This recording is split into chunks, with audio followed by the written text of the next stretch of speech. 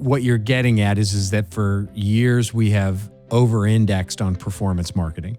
And that has transformed most marketing teams into sort of video game hackers, right? Where we are pushing buttons and configuring software, configuring technology, and basically day trading to the extent that we can make numbers go up and up and up and up, right? So when I was the CMO of a startup, about this guy named Dan, who was one of our biggest fans of our enterprise software, never became a customer, but attended all of our webinars, came to our events, talked to us.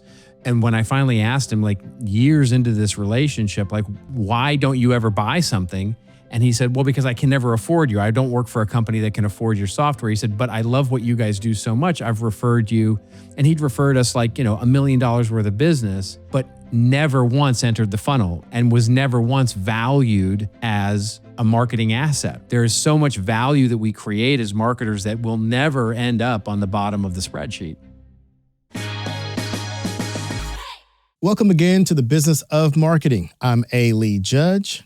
And I'm Rocio Osuna. And today we have a content marketing legend as a guest. You've either read his content or seen him on stage or listened to his podcast, and we'll talk with him coming up later on the show. Also, we're going to get into the sticky subject of how difficult it is to measure marketing today, and we'll provide some solutions along with that. But first, we're going to tackle the issue of marketers struggling with quality versus quantity. So, Rocio, what do you think is more important in content marketing, quality or quantity? Quality. I think that's going to be the most popular answer. And we often see headlines that say things like, you don't need more content, you need better content. But what you'll notice is that most of the time, those comments come from the artisans of the content who are more focused on being creative than being effective. Because they can't create quantity, they suggest that companies over-index on quality. But in a world where you have SEO and AIO and word-of-mouth marketing, I don't think low volume simply just doesn't work. You have to have both, because the problem is quality is absolutely what you need. However, most companies don't create enough quantity to move the needle in the first place, no matter how quality their content is. And so there's a phrase that I've adopted from our guest today, actually, that he often says the phrase, those two things can be true at once. And in this context, I think quality and quantity can both be accomplished, especially with the AI tools we have today. What do I mean by that? I mean that from a business standpoint, you have to take two steps. The first step is to recognize the quantity of content you'll need to make to move the needle. Then that needle could be like visibility to your audience, sufficient content for your content calendar, showing up enough and in enough places to get the attention for AI search results to actually show you. That's the quantity part. And the second thing is you must address at the same time is creating quality content to match that quantity.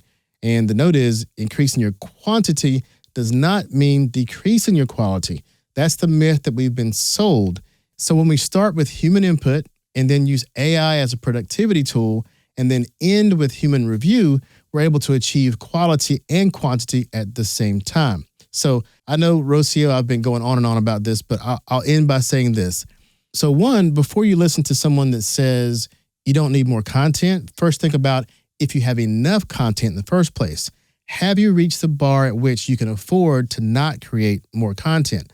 Otherwise, you still need more content. And secondly, don't believe that more quantity means less quality. You can actually have both. What do you think about all that, Rocio? So that was a lot, but I love that perspective, Lee. The idea that quality and quantity aren't at odds is so important right now, especially because the stakes for showing up have changed. Recently, data actually shows that LinkedIn is now the #1 most cited domain for professional queries in AI search. So to your point, if you aren't producing the volume, you simply won't exist in the LLM answers your buyers are getting. But to ensure that visibility actually matters, it reminds me of a philosophy from Heike Young, who is a former head of Microsoft. When she started that position, she told the team, my goal is not to create high-performing content, social or campaigns, but to change minds and for our revenue to grow when we do. Essentially, she was arguing we shouldn't just chase viral one-off metrics. We need to aim for the right buyer and aim to change what they think of the brand. So she cited things like Dreamforce as a major revenue driver where that high quality long-term storytelling finally pays off.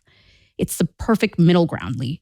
You're talking about the engine, the quantity needed for AI visibility, and Heike is talking about the fuel, the narrative quality that actually changes a buyer's mind.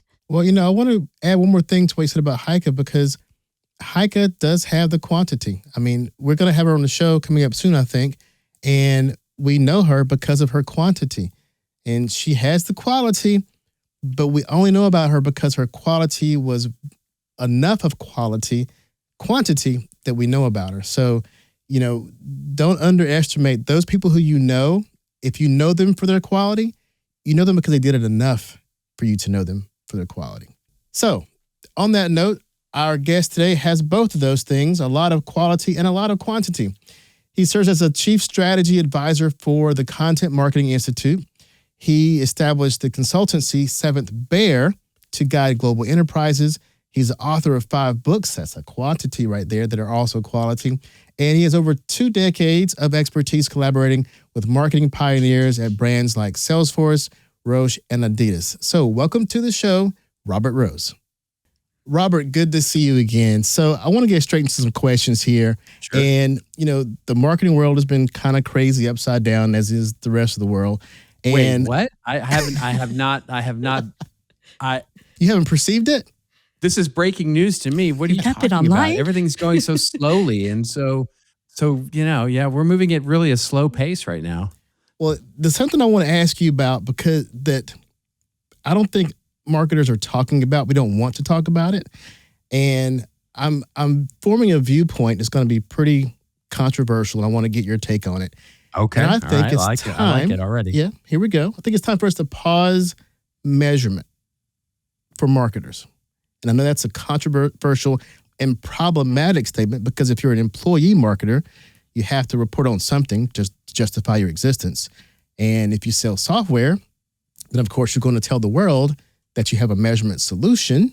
And so you're going to create tons of content about how well your solution measures marketing efforts. But I still stand by the idea that for a period, we need to do more work and less measurement. So what say you, Robert Rose? I like it. I think you're likely to get a lot of pushback on that. And that's probably your designed intention anyway. So, look, I think what you're getting at is that for years we have over-indexed on performance marketing. And that has transformed most marketing teams into sort of video game hackers, right? Where we are pushing buttons and configuring software, configuring technology, and basically day trading to the extent that we can make numbers go up and up and up and up, right? So we have really over-indexed on this whole idea of performance marketing to the point where we don't really focus things on the softer things, trust and engagement and those kinds of things that are historically much harder to sort of attribute to revenue. So I love the idea, if only as a emotional and psychological test to see, can you even do it? I think another part that I always think of is the lurkers, right? You can't really measure the lurkers. So if you launch a campaign, when I've seen, there's people out there, engaging with your content, but you can't really see that on the likes, the comments. And then, for example, my example, I recorded a video and I saw someone at a conference and they were talking about my video. Never did they engage in the actual post itself. So it's always those lurking, engagement measures that we can't really measure. It's only when they actually come up and either DM you or meet you in real life that you actually know that they touched your content piece. It's a great point. Because I talk a little bit about this when I talk a lot about audience development, right? Because when you talk to the CFO or some CMOs and you talk about, the audience that you're developing that is out there talking about your brand or referring your brand, it's very hard to quantify that into a dollar amount, right? So it's like even active pipeline, right? So if you say, hey, what's the progress of marketing over the last quarter? And you say, well, we have, a lot higher active pipeline now, or we have a lot more, users coming with intent to buy. until there is a transaction of some kind, the CFO only sees those as cost, right? They are only, they are the cost of that engagement. They are the cost of the reach and frequency of the marketing itself. And so all of that is a cost and on the spreadsheet until they actually transact as a customer. What it doesn't capture is exactly that. I used to talk about this story all the time when I was the CMO of a startup about this guy named Dan, who was one of our biggest fans of our enterprise software, never became a customer, but attended all of our webinars, came to our events, talked to us. And when I finally asked him, like years into this relationship, like, why don't you ever buy something? And he said, well, because I can never afford you. I don't work for a company that can afford your software. He said, but I love what you guys do so much. I've referred you. And he'd referred us like, $1 million worth of business, but never once entered the funnel and was never once valued as a marketing asset, right? And so, Rocio, just to your point, right, there is so much value that we create as marketers that will never end up on the bottom of the spreadsheet. That's true. And I think it's the pain's on both sides. I mean, I had a career as the person counting clicks and views and stuff. I mean, I was a Marketo admin, a Pardot admin, HubSpot admin. I've done it all. That was my job, was to do that. So now I look back on all that, and I'd like to think nobody's doing that stuff anymore. But of course, there are people still doing that. The company still exists. There are people still doing it. In fact, that may be all they're doing. Yeah. And the funny thing is, on the one hand, like the story you just told about Dan, I consumed HubSpot content for probably a good 6 or 7 years before my own company bought HubSpot, because the companies I was working for, we either had Pardot or Marketo. It just wasn't the time to buy HubSpot. And then for a while, I couldn't afford it. And then I finally bought it myself. But, the thing is, for what they measured, they probably measured it alongside sales metrics, in other words, quarters and years. None of my information would have shown up in those quarters because it was years, right? So they would have said, oh, well, wow, we got a click and a view from a blog post 6 years ago, and now they sold. That wouldn't have even counted. So exactly for all the journey I gave them, for all the data I gave them, none of that actually mattered when I finally bought. And I was at a different company, different place. It would not have tracked.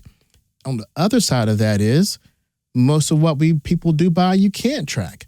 And if those two things are true, what the hell are we doing? Yeah. No, I mean, well, there are, look, this is what I wrote in my book, now 5 years ago, when it comes to creating a measurement framework. Marketers have always sucked at measurement, right? We've always not been able to do it. Going back 100 years, there was never an era of marketing where it was like, we have nailed this, right? We know exactly, going all the way back to half my budget is wasted and I don't know which half, to today when you sort of can't even pin down which attributes, multi touch attribution, all the sort of mythology around that. And the key is the numbers are much less important than the direction, right? In other words, if we get it directionally right, if we start to understand the atmosphere that we're creating, that's as pretty much as good as it's ever going to get. And that's sort of just acknowledging that it's as half art and half science here in terms of the actual numbers. Television ratings are the perfect examples. The example I use in my book, which is television ratings have always been an awful, awful, awful inaccurate way of looking at the measurement of television, right? And the measurement of how many people are actually watching. Literally, it is based on you voluntarily, writing into a diary that you watched something, and that all that meant was that the television was on. It didn't count for the fact that you got up and made a cheeseburger during the show or whatever it was. All that can't. So it wasn't that you actually saw the show and were impressed by the ads, et cetera, et cetera. It was just that the television was on in your house at that particular time. And yet we've put billions of dollars of an industry on the back of those numbers. And that's the key with any marketing measurement, is that it's as much qualitative as it is quantitative. So if we're creating an atmosphere where we're generally creating trust, generally creating reach, generally creating value in a marketplace, we're doing pretty good. Whether that number is 6 or 8 or 12.2, doesn't really matter that much. And this brings me up to, when I started in marketing, measurement was a huge thing to learn, right? In your first position. Brings me to my first question, which is, I had a conversation with someone at an AMA event about how recent grads are going to see the worst of the job market right now because entry-level jobs are being taken over by AI, right? You talked about this recently. For a graduate trying to break in, is the traditional resume officially dead? What does proof of work portfolio or potential solutions look like in 2026 for someone who hasn't had their first corporate job yet? We just talked about this. And in fact, I ran a whole series on this because we just at Content Marketing Institute, we just finished our research on the 2026 career pathing and what's going on in the world of marketing and content. And the recommendation there in terms of that lower, first of all, the finding found that AI isn't, the lower rung, just to your point, is getting cut off. But those tasks are not going to AI right now. Those tasks are getting subsumed upwards, right? As I said, when I was a kid, shit ran downhill, right? All of the lower rung positions got all the shit that ran downhill. That's where the phrase actually comes from. Well, congratulations, in 2026 with AI, we've actually made shit run uphill, right? We basically made it, we made all those tasks go up to the bosses and the directors and the marketing managers who now have to do all those things that the junior level folks are doing. To answer your question though, is the real key is you said it, proof of work, right? The idea is go out and do something. In other words, as a young person, go out and build your portfolio, build a website, build a blog, build a newsletter, build an audience, build something, and have demonstrable work in the practice that you can continue to point to and become active in those communities, because that just builds you experience that no one else will have. And so the way to differentiate yourself is to literally do that proof of work, whether you do it in a volunteer fashion for the local church or a local small business, or even yourself building your own sort of, entrepreneurial thing. The key is go do the work, because your resume is just to your point, the resume is not the instrument anymore of hiring. It is your network that you're building, the audience that you're building, and the proof of work that you're showing. How much of that proof of work is going to need to be proof of AI work?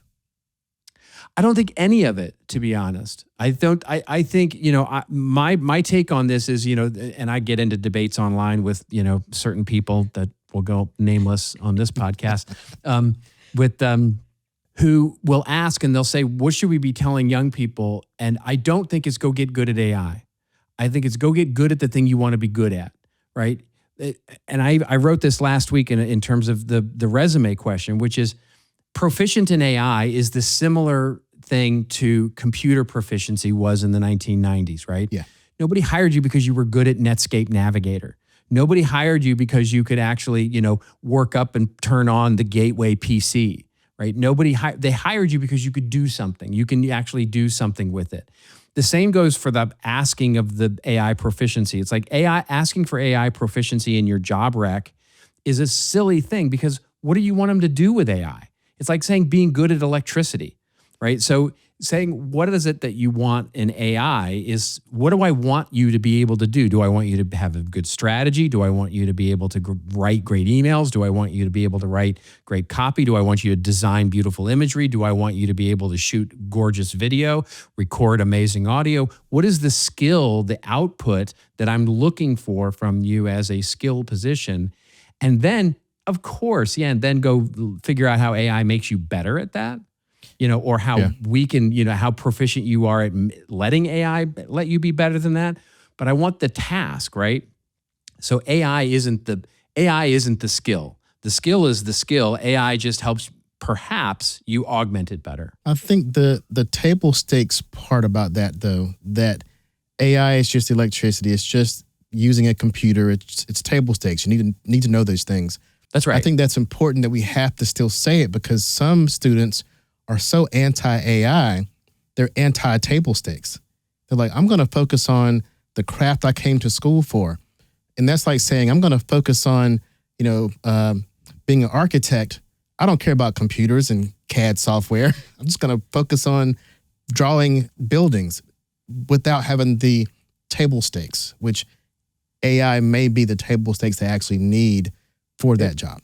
Yeah, but it's table stakes, right? I mean, it's the great democratizer, right? I mean, anybody and everybody has access to it in some form or fashion. And so there is no differentiation in the way that you use it. There is, you know what I mean? It is the differentiation in the way that you use AI will come from knowing what good looks like on the other side. In other words, your ability as an architect or your ability as a strategist. This is why people who have mileage on their wheels, right? Folks like us who've got experience in this season right now, we actually have an advantage with AI that young people don't have.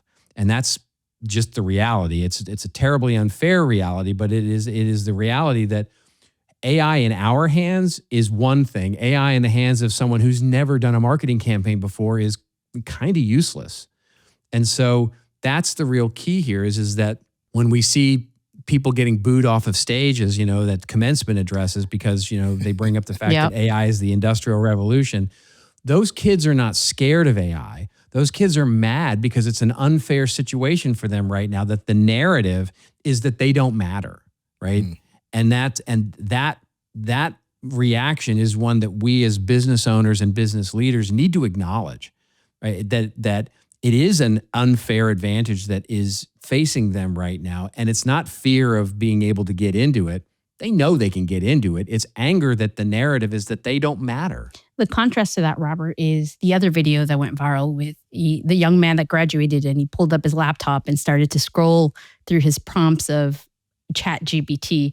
His was, I don't know if it was a mixture of cheers or boos, but it was total opposite of what that graduation speaker in the other graduation had, right? Yeah, because and what he's showing is, look how I gamed the system, right? You know what I mean? Look, I can hack the system right now. And that tension, we see that tension every day with, in certainly in higher education right now with how they're dealing with AI and how they're testing and how they're forming learning. And ultimately it gets to the, this is a debate we've been having for a decade now, which is what is the real purpose of university now, right? What is, for years and years when I went to university, it was the classic, you don't go to university for what to think, you go for how to think, right?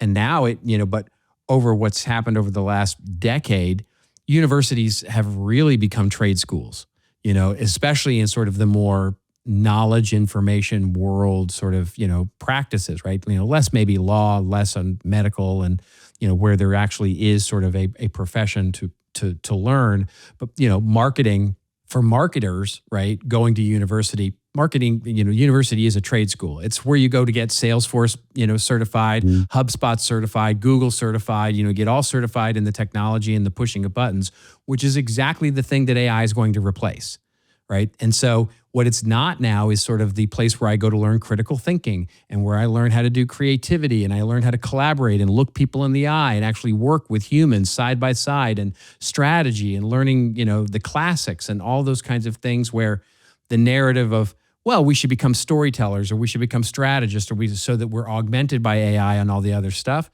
Those two tensions right now at university are really fighting each other. And it's a really interesting season that we're in right now when it comes to young workers. Yeah. Well, let's segue that a bit into content and content marketing because the words we mentioned so far were words like trust and uniqueness and I think that kind of blends into personal brand and who's saying the content. Like, where is information coming from? Who knows this? As opposed to the knowledge being democratized now. Now it's about who has the knowledge, who's conveying the knowledge. So I think the who matters more. So 100% yes. Yeah. So what's your take now on, is amplifying your own personal brand and the who the content comes from the only thing left that separates us from AI content? Kinda, yeah. I mean, we're all becoming Rick Rubin, right?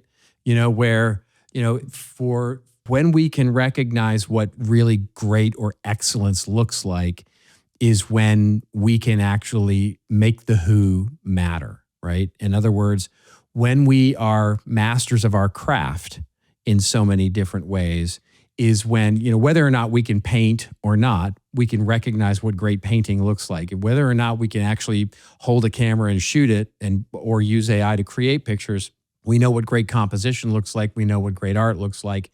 We can actually differentiate out there, and the who and that which we curate or that which we put out into the world for consumption matters, because that trust, in many regards, what I talk about a lot is this idea of, it used to be about the asymmetry of information, right? In other words, back in the day, it was, if you were a leader, you knew something that somebody else didn't, right? That was the sort of ways that we do it. But what happens in a world where everybody knows everything, right? There is no more asymmetry of information anymore. It's asymmetry of relationships. In other words, the relationships that you build with an audience or with a community or within your own family or within your own network, whoever that is, those relationships, the who you are, the being, when I say being known, it is not being known like being famous. It's being like people know you. They know who you are and trust you.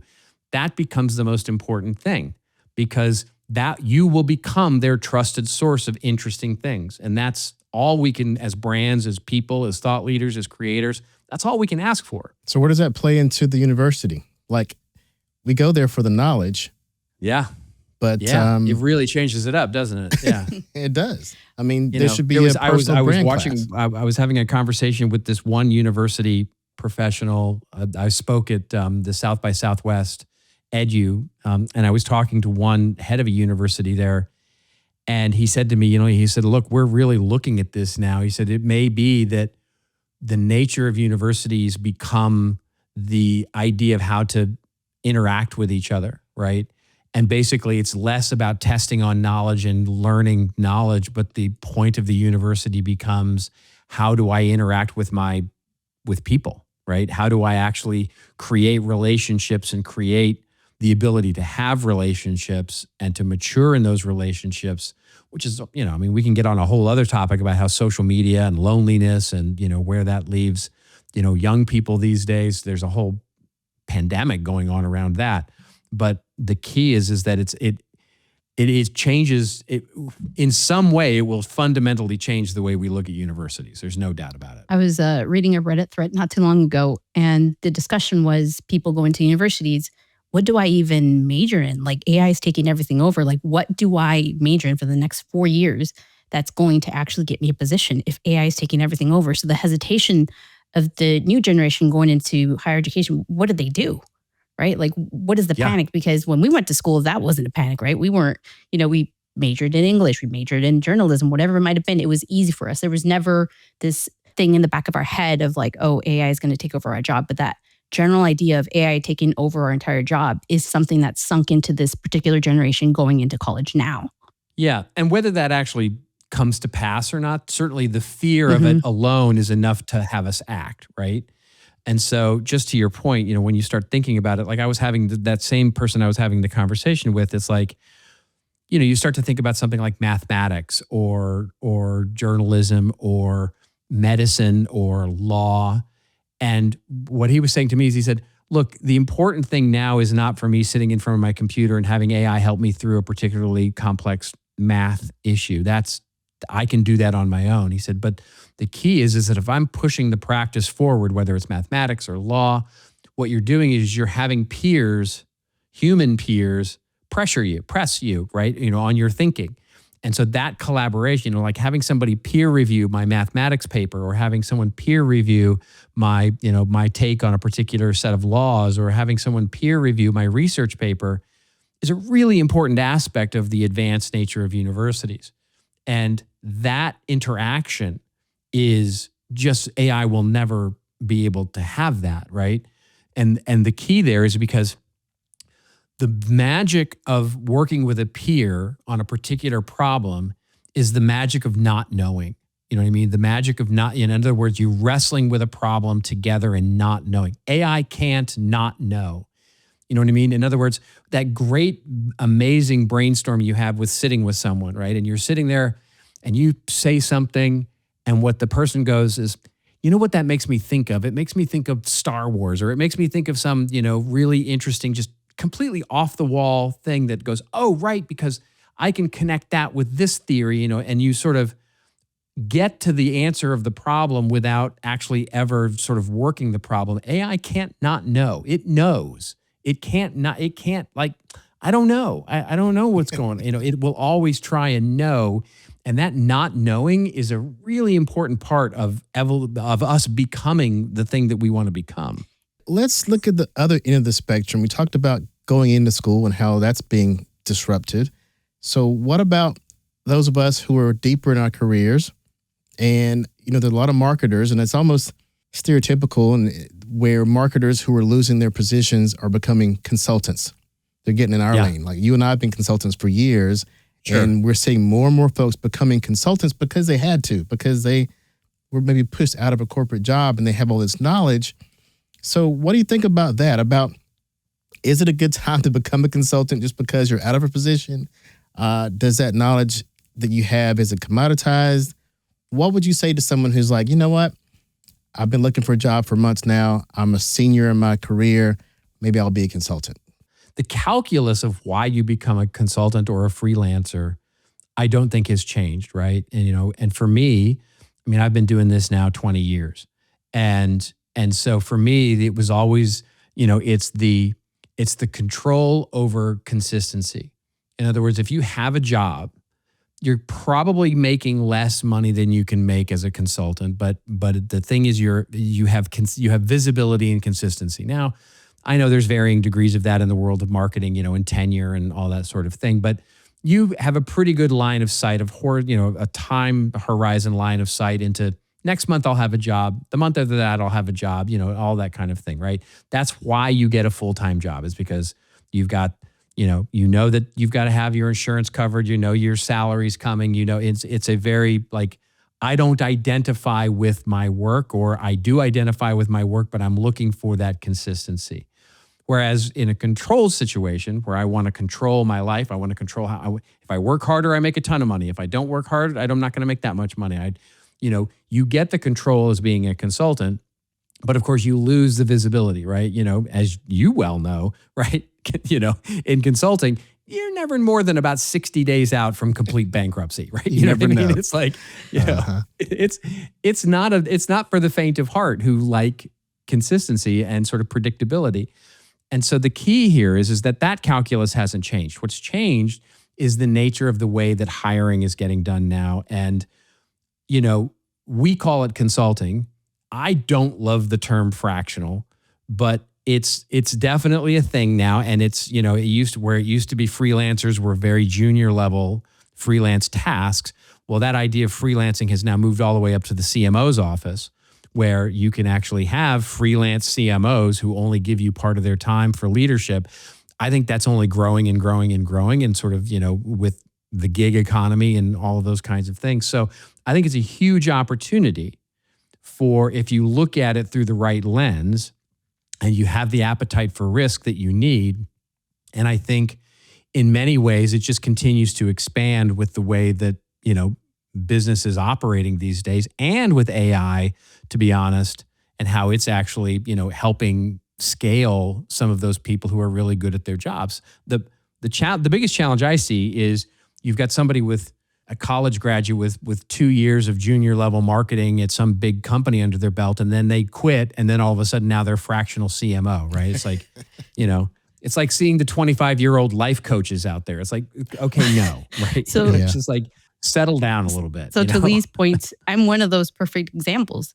I was in a position where the layoff happened last year. And as I kept looking for something, consulting became an actual choice. I kept being pushed to it. So it wasn't something I wanted to choose, right? If people kept seeing my content and saying, Rocio, why aren't you consulting? Why aren't you doing this? You've been doing this for 15 years. Like, you've done your corporate career for so long. You know what it's like. Yeah. Go do it. And as I keep building this momentum with consulting, one of the biggest things for me, as I've seen, is the time, right? The time you commit to it. It's no longer 9 to 5.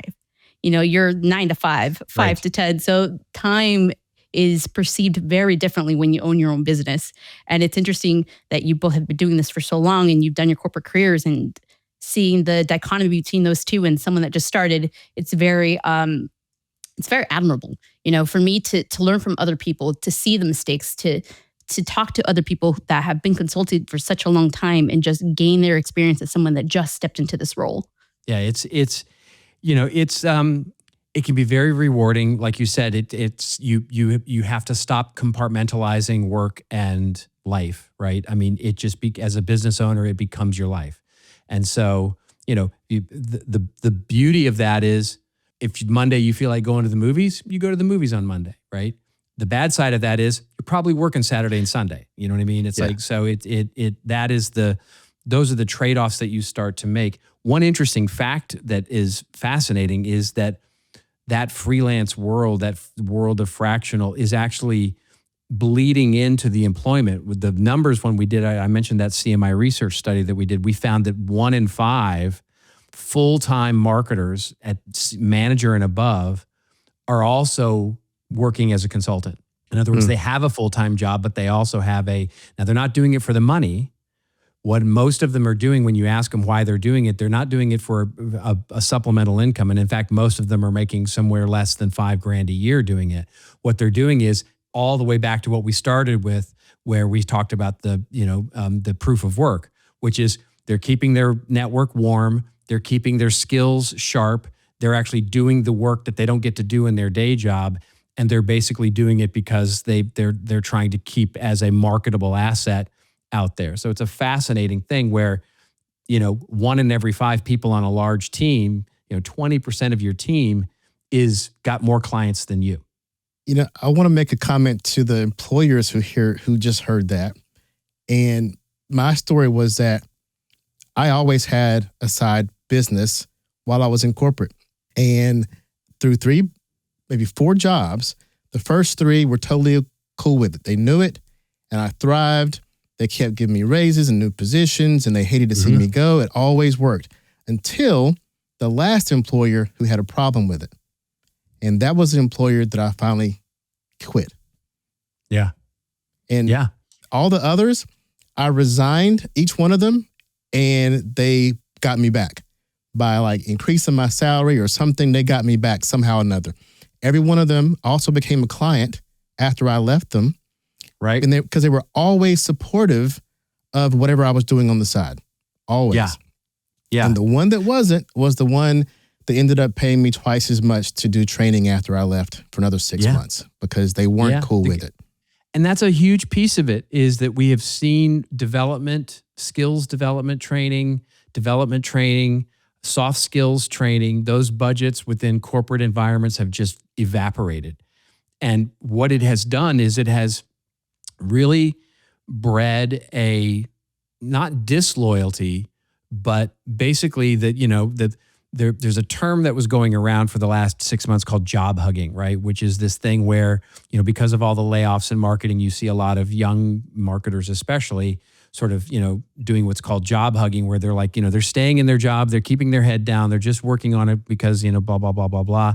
And you pair that up with quiet quitting, which is sort of the idea that, I'm not really going to be loyal to you. I'm going to, I'm just going to sort of I'm going to check the boxes. I'm going to do what I need to do. And I'm not investing my own personal time into getting better for you.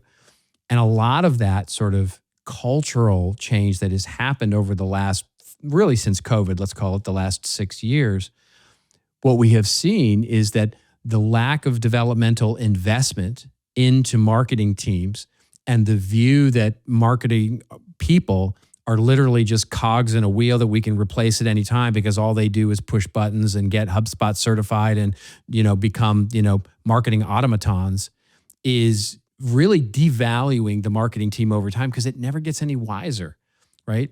The people who are there a long time are simply there because they're there and they've got a little side hustle and they're not getting invested in and nobody cares about me. And so they're ready for the pink slip on Monday morning like you were, right? They're ready for that disloyalty to happen no matter when it happens. Those that are actually interested in building a career there see a dead end. And so when we see the number, and then here's the punchline, the number that we see is 75% of marketers right now are happy in their job, and 80% of them are ready to go to the next job whenever it comes, right? So we're building people who are just like, hey, I'm here while I'm here, but I'm not invested in why I'm here. Got it. Yeah. So, Rocio, you have anything else? I do, yes. I really You do? enjoyed in your Winning B2B Trust series, you mentioned how any perfect polished content is sometimes deemed as AI created. You advocate for us marketers to give up our obsession with whether it's AI or human written.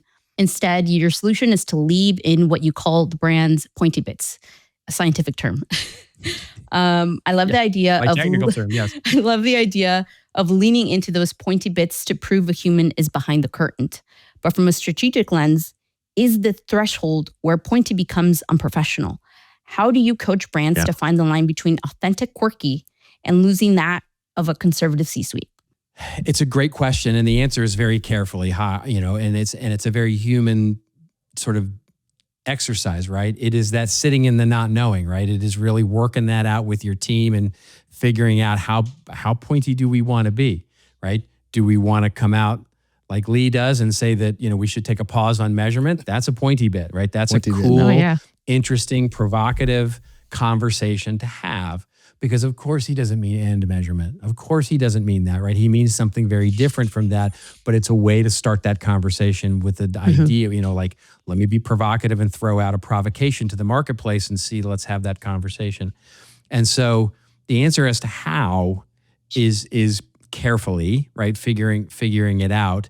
And to the first part of what you asked about, which is regarding the AI, it's like, what we have to continually remember, this is why ultimately we won't care whether it's AI generated or human generated, is that the value of content is created at the consumption, not the creation. Always, forever, right? Value is created at consumption. Whether I learned something, was engaged, cried, laughed, stayed in the movie theater, loved it, dog-eared the page, turned, kept the book, whatever it is, that impact, that value is created at consumption. So thus it matters not whether or not I love the song and it was completely AI generated, or I love the song and only the lyrics were AI generated, or I love the song and only the drum part was AI generated, or I loved the article and only one paragraph was AI generated, or if it was fully AI generated. If I loved it, value was created and it's good content. And so that's why we ultimately won't care. Finding out what makes people love what it is we do, that's the job. That's our job. I love that. Speaking of job, you got lots of them. So before we go, I do. Tell us about some of them, because we all know each other because of Content Marketing Institute.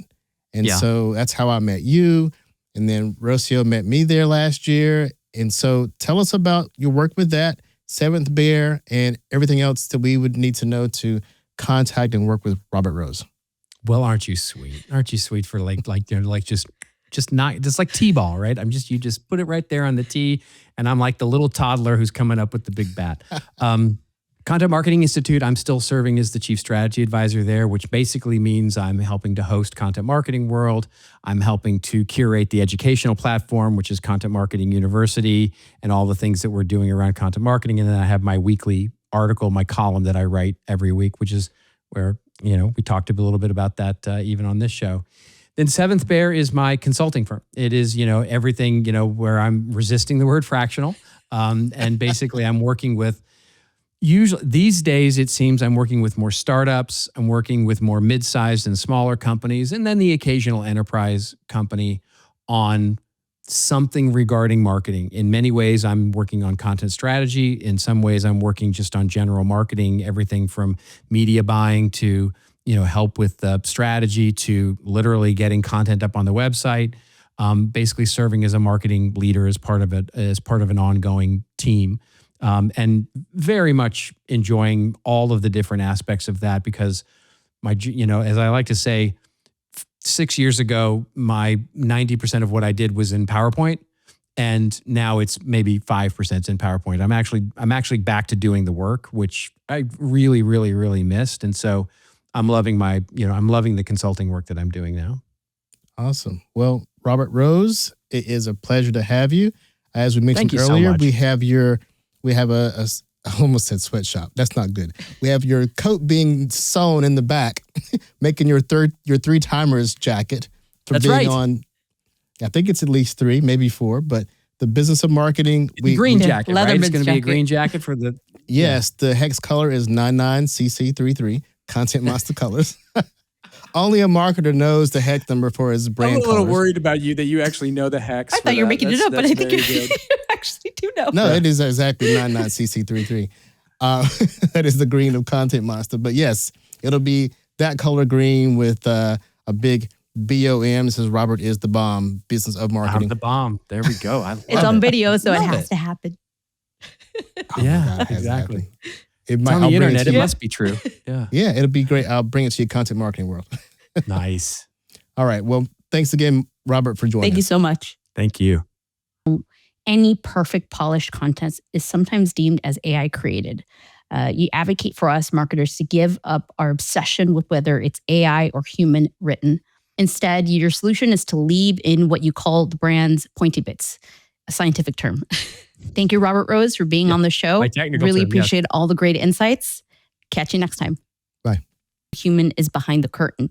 But from a strategic lens, is the threshold where pointy becomes unprofessional?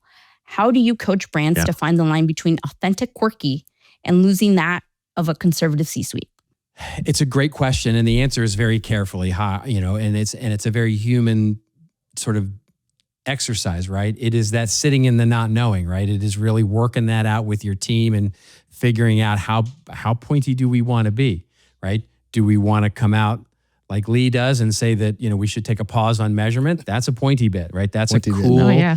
interesting, provocative conversation to have. Because of course he doesn't mean end measurement. Of course he doesn't mean that, right? He means something very different from that, but it's a way to start that conversation with the idea, like, let me be provocative and throw out a provocation to the marketplace and see, let's have that conversation. And so the answer as to how is carefully, right? Figuring it out. And to the first part of what you asked about, which is regarding the AI, it's like what we have to continually remember. This is why ultimately we won't care whether it's AI generated or human generated, is that the value of content is created at the consumption, not the creation. Always, forever, right? Value is created at consumption. Whether I learned something, was engaged, cried, laughed, stayed in the movie theater, loved it, dog-eared the page, turned, kept the book, whatever it is, that impact, that value is created at consumption. So thus it matters not whether or not I love the song and it was completely AI generated, or I love the song and only the lyrics were AI generated, or I love the song and only the drum part was AI generated, or I loved the article and only one paragraph was AI generated, or if it was fully AI generated. If I loved it, value was created and it's good content. And so that's why we ultimately won't care. Finding out what makes people love what it is we do, that's the job. That's our job. I love that. Speaking of job, you got lots of them. So before we go, I do. tell us about some of them, because we all know each other because of Content Marketing Institute. And Yeah. so that's how I met you. And then Rocio met me there last year. And so tell us about your work with that, Seventh Bear, and everything else that we would need to know to contact and work with Robert Rose. Well, aren't you sweet? Aren't you sweet for just not, just like T-ball, right? You just put it right there on the tee, and I'm like the little toddler who's coming up with the big bat. Content Marketing Institute, I'm still serving as the chief strategy advisor there, which basically means I'm helping to host Content Marketing World. I'm helping to curate the educational platform, which is Content Marketing University, and all the things that we're doing around content marketing. And then I have my weekly article, my column that I write every week, which is where, we talked a little bit about that even on this show. Then Seventh Bear is my consulting firm. It is, everything, where I'm resisting the word fractional. And basically I'm working with, usually these days, it seems I'm working with more startups. I'm working with more mid-sized and smaller companies, and then the occasional enterprise company on something regarding marketing. In many ways, I'm working on content strategy. In some ways, I'm working just on general marketing, everything from media buying to, help with the strategy to literally getting content up on the website. Basically serving as a marketing leader as part of an ongoing team. And very much enjoying all of the different aspects of that because as I like to say, 6 years ago, my 90% of what I did was in PowerPoint. And now it's maybe 5% in PowerPoint. I'm actually back to doing the work, which I really, really, really missed. And so I'm loving I'm loving the consulting work that I'm doing now. Awesome. Well, Robert Rose, it is a pleasure to have you. As we mentioned Thank you earlier, so much. we have a I almost said sweatshop. That's not good. We have your coat being sewn in the back, making your three timers jacket for That's being right. on. I think it's at least 3, maybe 4, but the business of marketing. Green jacket, right? It's Leatherman's going to be a jacket. green jacket for the. Yes, the hex color is 99CC33, Content Monster colors. Only a marketer knows the hex number for his brand I'm a little colors. worried about you that you actually know the hex. I thought you were making it up, but I think you actually do know. No, it is exactly 99CC33. That is the green of Content Monster. But yes, it'll be that color green with a big BOM. It says Robert is the bomb, business of marketing. I'm the bomb. There we go. I It's love on it. video, so it Love has it. to happen. Oh my Yeah, God, it has exactly. happened. It It's might, on I'll the bring internet. to It you. must be true. Yeah. Yeah, it'll be great. I'll bring it to your content marketing world. Nice. All right. Well, thanks again, Robert, for joining Thank you us. so much. Thank you. Thank you, Robert Rose, for being on the show. Really appreciate all the great insights. Catch you next time. Bye. Thank you for listening to the Business of Marketing podcast, a show brought to you by ContentMonster.com, the producer of B2B digital marketing content. Show notes can be found on ContentMonster.com, as well as ALeeJudge.com.